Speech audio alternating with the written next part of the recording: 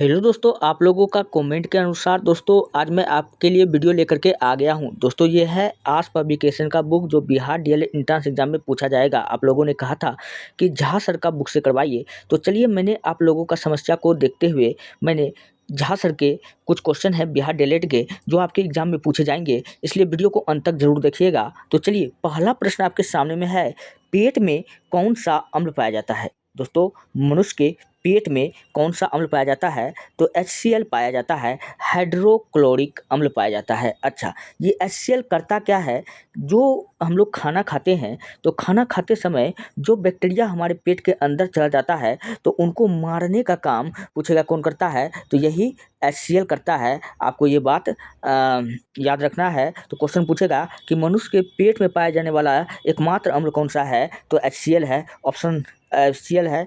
चलिए बढ़ते हैं नेक्स्ट, अगला है, ध्वनि और प्रकाश के वेग में अंतर ध्वनि की अपेक्षा प्रकाश का वेग अधिक होता है। दोस्तों ध्वनि और प्रकाश के वेग में अंतर, ध्वनि और प्रकाश के वेग में अंतर जब करते हैं तो क्या होता है दोस्तों, होता है कि ध्वनि की अपेक्षा प्रकाश का वेग ज़्यादा हो जाता है। चलिए बढ़ते हैं नेक्स्ट, अगला है, सोनार में किस तरंग का प्रयोग करते हैं। दोस्तों सोनार जो होता है इसमें पानी के अंदर, समुद्र के अंदर कोई भी चीज़ को पता लगाने के लिए हम लोग सोनार का प्रयोग करते हैं। तो यह ध्वनि तरंग होता है, इसमें क्या होता है, ध्वनि तरंग होता है। आपको ये बात याद रखना है। चलिए बढ़ते हैं नेक्स्ट, अगला प्रश्न है, एल्युमिनियम ऑक्साइड का सूत्र होता है, तो एल्युमिनियम ऑक्साइड का Al2O3 होता है, एल्युमिनियम ऑक्साइड का। दोस्तों एल्युमिनियम के बारे में आपको याद रखना है कि एल्युमिनियम में जंग से बचाने के लिए क्या किया जाता है, एनोडीकरण। क्या किया जाता है, एनोडीकरण किया जाता है। आपको ये बात याद रखना है। अच्छा, एल्युमिनियम के बारे में आप याद रख लीजिएगा, भूपर पट्टी पर सर्वाधिक पाए जाने वाला अगर तत्व पूछेगा क्या है, तो एल्युमिनियम है। आपको ये बात बताना है। चलिए बढ़ते नेक्स्ट, अगला प्रश्न आपके सामने में है, विटामिन का खोज किसने किया। दोस्तों 1912 ईस्वी में विटामिन का खोज किया गया। और विटामिन जो होता है दोस्तों दो प्रकार का होता है, एक होता है जल में घुलनशील और एक होता है वसा में घुलनशील। दोस्तों जो जल में घुलनशील होता है, जल में घुलनशील विटामिन होता है ADE के होता है, जबकि विटामिन बी और सी जो होता है यह वसा में यानी फैट में घुलनशील है। वसा में घुलनशील कौन है, विटामिन बी और सी, जल में ADE के आपको याद रखना है। चलिए बढ़ते हैं नेक्स्ट, अगला प्रश्न है, वॉशिंग मशीन किस सिद्धांत पर कार्य करता है। दोस्तों वॉशिंग मशीन जो है अपकेंद्रीय बल के सिद्धांत पर कार्य करता है। तो राइट आंसर क्या हो जाएगा, अपकेंद्रीय बल हो जाएगा। चलिए बढ़ते हैं नेक्स्ट, उड़ते हुए विमान की ऊंचाई मापते हैं। उड़ते हुए विमान की ऊंचाई हम लोग किससे मापते हैं, तो हम लोग अल्टीमीटर से मापते हैं। किससे मापते हैं, अल्टीमीटर से मापते हैं। अच्छा, वायुमान जो होता है दोस्तों कहेगा कि किस मंडल में उड़ता है, आपको बता समताप मंडल में उड़ता है। किस मंडल में उड़ता है, समताप मंडल में उड़ता है। चलिए बढ़ते हैं नेक्स्ट, अगला है, लौंग किस भाग से प्राप्त होता है। दोस्तों लौंग जो होता है यह एक कली है। क्या है, यह कली से प्राप्त होता है, इसलिए कली इसका राइट आंसर हो जाएगा। नेक्स्ट है, ठोस को द्रव में परिवर्तन किया तो उसको हम लोग क्या कहेंगे। दोस्तों कोई पदार्थ अगर ठोस है, अगर वो द्रव बन गया, पानी बन गया, तो हम कहेंगे कि गल गया। क्या कहेंगे, गल गया, इसलिए इसको गलना कहते हैं या गलन कहते हैं या गलनांक कहते हैं। तो जो भी कहिए आपका मन, तो गलना क्या है, तो ठोस का द्रव में बदलना क्या कहलाता है, गलना कहलाता है। चलिए बढ़ते हैं नेक्स्ट, अगला है, निम्न 373 के क्वथनांक जिसका बर्फ, जलवाष्प और तीनों। अच्छा दोस्तों 373 के क्वथनांक पर क्या होता है, अगर हम कोई भी चीज़ को अगर हीट करें तो वो क्या बनेगा, बर्फ बनेगा, जल बनेगा और जलवाष्प बनेगा, और तीनों में कुछ भी बन सकता है। चलिए बढ़ते हैं नेक्स्ट, अगला है, कोविड-19 के कौन सा वायरस का प्रयोग कोविड-19 में कौन सा वायरस का प्रयोग हो रहा है, तो SARS-CoV-2 का प्रयोग हो रहा है। तो ये क्या होगा, राइट होगा। चलिए नेक्स्ट है, शरीर की सबसे बड़ी ग्रंथि। दोस्तों शरीर का सबसे बड़ी ग्रंथि पूछे तो आपको बताना है यकृत। क्या बताना है, यकृत बताना है। और यकृत का वजन अगर पूछे कितना होता है, तो लगभग 2.5 kg। कितना होता है, 2.5 kg होता है। और यकृत से दोस्तों पूछेगा क्या निकलता है, तो यकृत से दोस्तों पित्त निकलता है। क्या निकलता है, पित्त निकलता है। पित्त का कलर पूछेगा कैसा होता है, हरा खारा होता है और यह अम्लीय होता है। क्या होता है? अम्लीय होता है। यकृत में पूछेगा किस जगह से पित्त निकलता है, तो आपको पता है पित्ताशय से पित्त निकलता है। कहाँ निकलता है? पित्ताशय से पित्त निकलता है। चलिए बढ़ते हैं नेक्स्ट अगला है, NaCl का रासायनिक नाम क्या है? दोस्तों NaCl, Na sodium, Cl chlorine, तो दोनों मिलकर क्या बना लिया? Sodium chlorine. तो यानी सोडियम क्लोराइड का सूत्र क्या है? तो NaCl है, तो सोडियम क्लोराइड इसका राइट आंसर हो जाएगा। अच्छा, सोडियम दोस्तों एक ऐसा धातु है जिसको आप चाकू से आसानी से काट सकते हो, आपको याद रखना है। और सोडियम के बारे में आपको याद क्या रखना है, इसको पानी में जैसे आप डालोगे तो क्या हो जाएगा? आग लग जाएगा। पानी में डालने के बाद पूछेगा ऐसा कौन सा धातु है जिसमें आग लग जाता है, तो वो सोडियम है। और हवा में रखोगे दोस्तों ये जल जाएगा। हवा में रखोगे तो ये जलने लगेगा। तो हवा में रखने से कौन जल जाता है? सोडियम। इसलिए इसको सोडियम को कहाँ रखा जाता है? किरोसिन में रखा जाता है। कहाँ रखा जाता है? किरोसिन में रखा जाता है। चलिए बढ़ते हैं नेक्स्ट अगला प्रश्न आपके सामने में है। अगला प्रश्न है, जंतु का सबसे बड़ा संघ है। दोस्तों जंतु का सबसे बड़ा संघ जो होता है कौन है? आर्थ्रोपोडा होता है। तो आर्थ्रोपोडा क्या होगा? राइट होगा। चलिए बताइए नेक्स्ट, वायु क्या है? दोस्तों वायु क्या है दोस्तों? वायु एक मिश्रण है। अच्छा, वायु एक पदार्थ भी है। वायु एक पदार्थ भी है, आपको बताना है। वायु तो मिश्रण तो है ही है, विभिन्न गैसों का मिश्रण है। हवा जो है दोस्तों क्या है? विभिन्न गैसों का मिश्रण है, आपको ये बताना है। और वायु एक पदार्थ भी है, आपको ये भी बताना है। अच्छा, विभिन्न गैसों का मिश्रण है। तो वायुमंडल में सबसे अधिक पूछेगा कौन गैस होता है, तो सबसे अधिक नाइट्रोजन होता है, लगभग 78% होता है। कितना होता है? 78% होता है। ऑक्सीजन 0.03% होता है। फिर उसके बाद में दोस्तों ऑक्सीजन, हाँ, कार्बन डाइऑक्साइड 0.03% होता है। ऑक्सीजन कितना होता है? 20% लगभग होता है। चलिए बढ़ते नेक्स्ट अगला प्रश्न आपके सामने में है, भारत का नेपोलियन किसे कहा जाता है? दोस्तों भारत का नेपोलियन हम लोग किसको कहते हैं? समुद्रगुप्त को कहते हैं। तो समुद्रगुप्त इस प्रश्न का राइट आंसर होगा। और समुद्रगुप्त को हम लोग भारत का नेपोलियन और या 100 युद्धों का विजेता कहते हैं। और इनके बारे में हमको जानकारी प्रयाग प्रशस्ति नामक अभिलेख से प्राप्त चलता है। चलिए बढ़ते नेक्स्ट अगला है, बिहार का स्वर कोकिला किसे कहा जाता है? बिहार का स्वर कोकिला अगर पूछे तो आपको बताना है विंध्यवासिनी देवी। लेकिन भारत का स्वर कोकिला पूछा जाएगा, हम लोग किसको कहते हैं? तो भारत का स्वर कोकिला हम लोग लता मंगेशकर को कहते हैं। किसको कहते हैं? लता मंगेशकर को कहते हैं स्वर कोकिला, आपको याद रखना होगा। और चलिए बढ़ते नेक्स्ट अगला है, अनुच्छेद 112 किससे संबंधित है? दोस्तों अनुच्छेद 112 जो संबंध है वो बजट से संबंधित है। तो इसका बजट राइट आंसर हो जाएगा। अच्छा, बजट कब पेश किया जाता है? बजट पेश किया जाता है 1 अप्रैल से 31 मार्च के बीच पेश किया जाता है। 1 अप्रैल से 31 मार्च के बीच बजट पेश किया जाता है। और इसी बीच को दोस्तों हम लोग क्या कहते हैं? वित्तीय वर्ष कहते हैं। क्या कहते हैं? वित्तीय वर्ष कहते हैं। इसी को इंग्लिश में अकाउंटिंग ईयर भी कहते हैं। चलिए बढ़ते नेक्स्ट अगला प्रश्न है, मुख्य न्यायाधीश की नियुक्ति कौन करता है?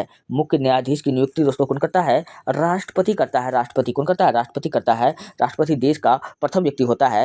राष्ट्रपति बनने के लिए किसी भी व्यक्ति को भारत का नागरिक होना अनिवार्य होता है। और राष्ट्रपति जो है दोस्तों, यह पद जो है किस आर्टिकल में है, तो आपको बताना है कि आर्टिकल 52 बताता है कि भारत में राष्ट्रपति होगा। और आर्टिकल 53 बताता है कि राष्ट्रपति अपनी शक्ति का प्रयोग मंत्रिमंडल से करेगा, मंत्रिमंडल की सहायता से करेगा। तो मंत्रिमंडल का मालिक दोस्तों कौन होता है? प्रधानमंत्री होता है। इसलिए आप देखते हो कि देश में जो भी फैसला होता है हमारे देश में, सब प्रधानमंत्री लेता है। गाली भी लोग देता है तो राष्ट्रपति को थोड़ी देता है, प्रधानमंत्री को ही देता है। कितना आदमी तो ये भी कहता है कि मोदी कितना घर शोधी।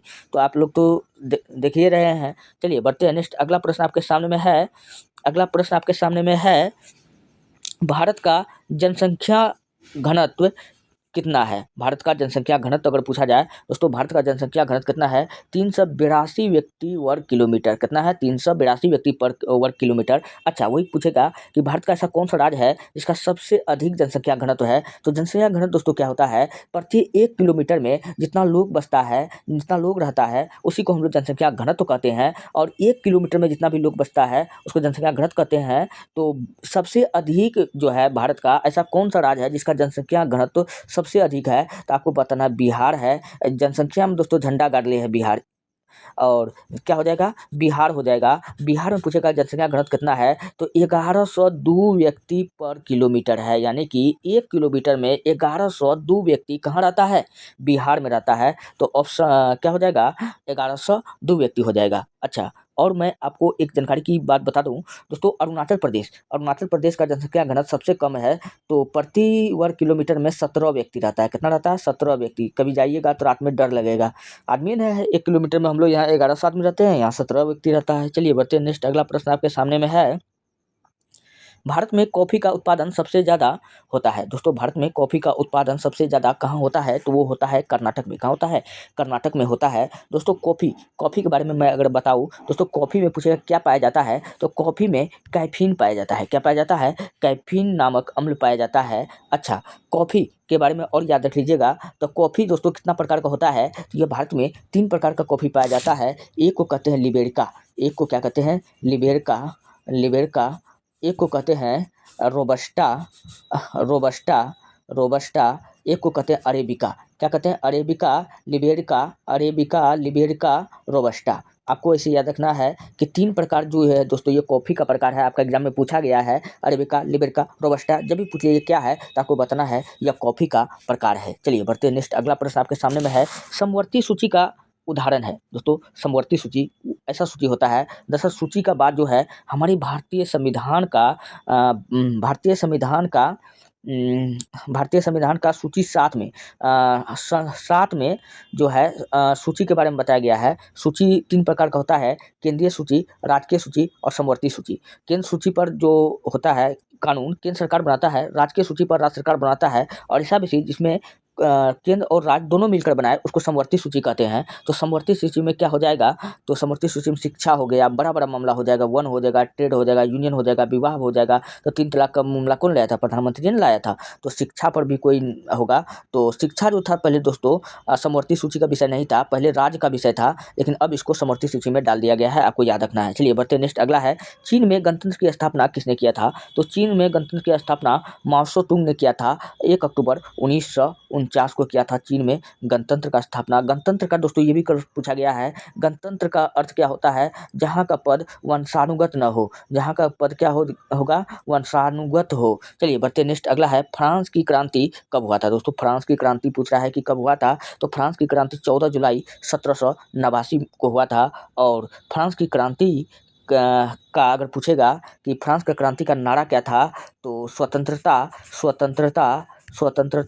समानता और बंधुता दोस्तों ये इस क्रांति का नारा था। आपको ये बात याद रखना है। चलिए नेक्स्ट है, सीतामढ़ी धाम में कौन सा देवी प्रसिद्ध है? दोस्तों सीतामढ़ी धाम में कौन सा देवी प्रसिद्ध है? तो सीतामढ़ी धाम में कौन सा देवी प्रसिद्ध है? तो देवी सीता प्रसिद्ध है। तो देवी सीता राइट आंसर होगा। नेक्स्ट है, खिलाफत समिति का गठन कब किया गया? दोस्तों खिलाफत समिति का गठन 1919 में किया गया। किसके द्वारा किया गया था? तो ये महात्मा गांधी के द्वारा किया गया था। किसके द्वारा किया गया था? महात्मा गांधी के द्वारा किया गया था। तो वो खिलाफत ऑल इंडिया खिलाफत कमेटी का अध्यक्ष कौन बना था? महात्मा गांधी बना था।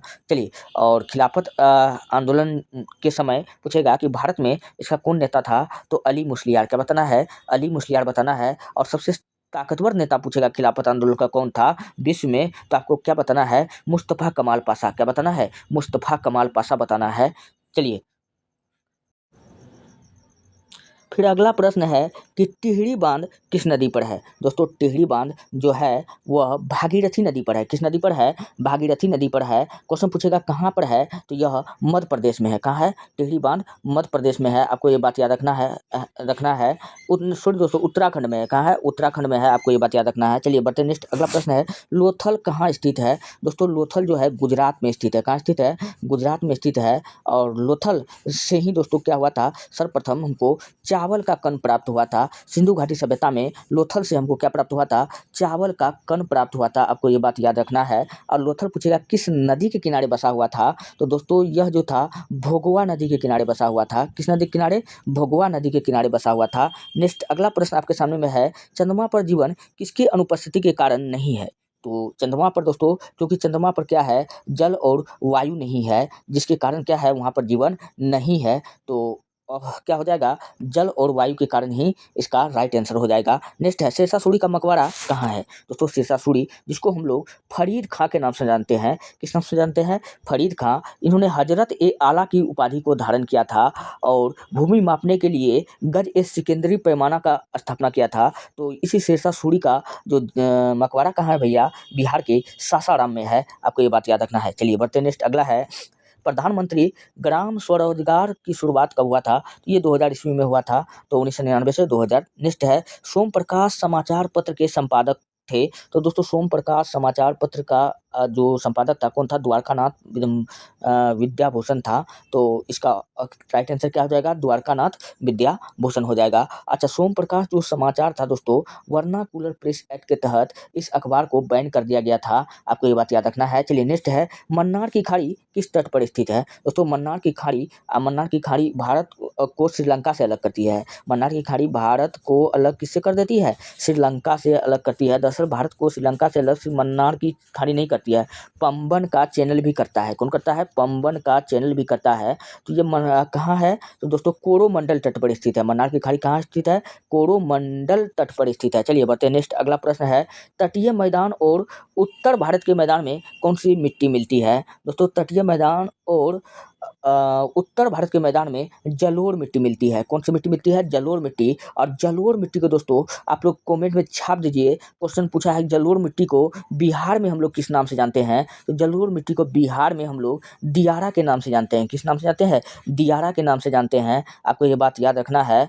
तो दियारा हम लोग किसको कहते हैं? जलोढ़ मिट्टी को कहते हैं। और इस मिट्टी में दोस्तों क्या होता है? फसल का उत्पादन सबसे अच्छा होता है। सबसे अच्छा फसल का उत्पादन पूछेगा किस मिट्टी में होता है, तो आपको बताना है जलोढ़ मिट्टी में होता है।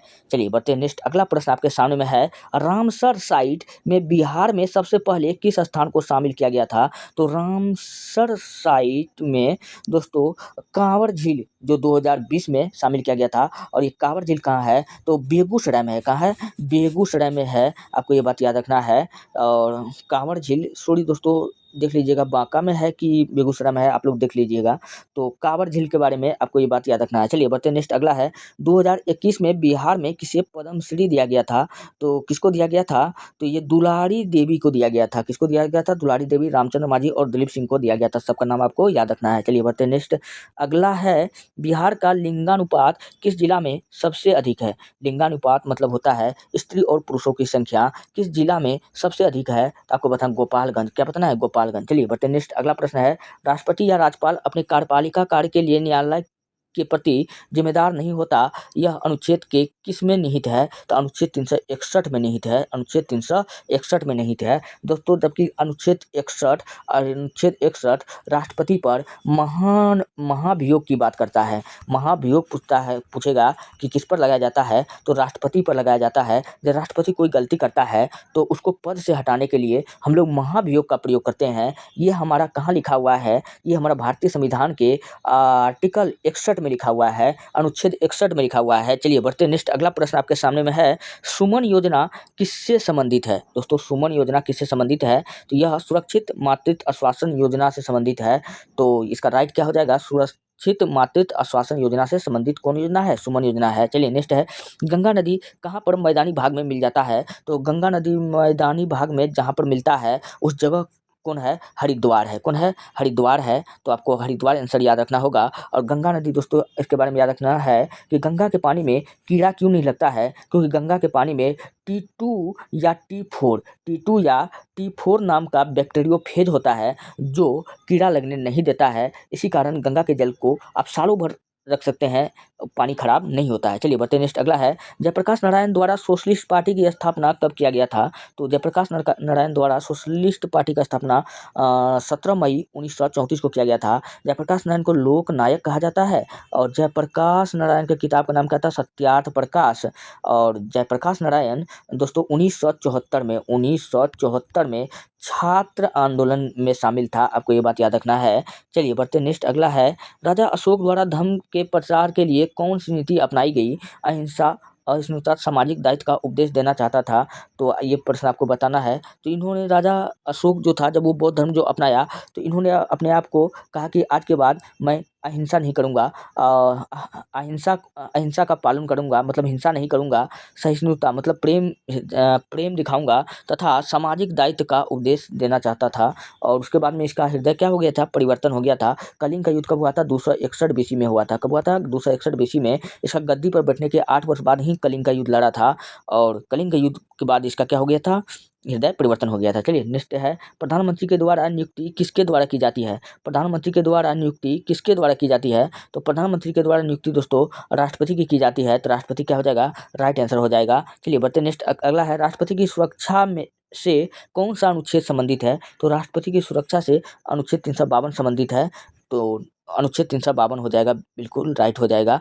और हाँ, नेक्स्ट है, बिहार की गया जिला में कौन सा वन्यजीव अभ्यारण्य है जो गौतम बुद्ध वन्यजीव अभ्यारण्य है? दोस्तों बिहार की गया जिला में पूछ रहा है कि कौन सा वन्यजीव अभ्यारण्य है, तो आपको क्या बताना है? गौतम बुद्ध वन्यजीव अभ्यारण्य। और आपको बताना संजय गांधी जैविक उद्यान, संजय गांधी जैविक उद्यान। और आपको बताना वाल्मीकि टाइगर रिजर्व। ये सब कहाँ पर है दोस्तों? ये सब बिहार में है। आपको बिहार के बारे में बताना है। दोस्तों ये रहा आज के प्रश्न, काफ़ी शानदार जानदार प्रश्न था। ये सेट आज पब्लिकेशन का सेट है, इसलिए रिजल्ट को भरपूर देने में आस रखता है। इसलिए आप लोग वीडियो को अंत तक जरूर देखिए। अगर आपको रोज क्लास का पीडीएफ चाहिए, जाइए हमारे टेलीग्राम चैनल पर इतिहास की दुनिया 99 लिख करके वीडियो का पीडीएफ ले सकते हैं। मिलते हैं नेक्स्ट वीडियो में, धन्यवाद।